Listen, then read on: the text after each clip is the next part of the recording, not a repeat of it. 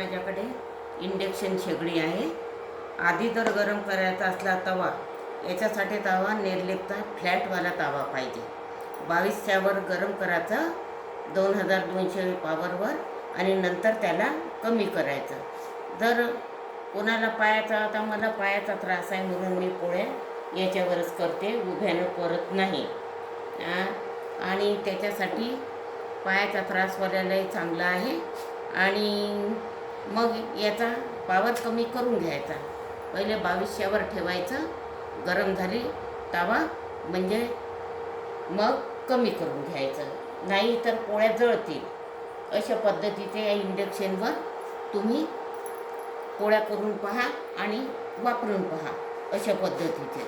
आणि याला छान अशा कापडाने शेकून घ्यायचं. आणि कापडाने जर गॅस बंद करायची असली तर इथून बंद करायची आणि नंतर कनेक्शनपासून 10 मिनिटानं बंद करायचं. पहिले आधी बंद करायचं नाही. हे बघा कसे छान पोळ्या फुटतात याच्यावर. पावर कमी करायचा नंतर. पहिले 22च्यावर गरम करून घ्यायचं 2200वर आणि मग अशा पद्धतीचं. आता ही 600वर आहे माझी.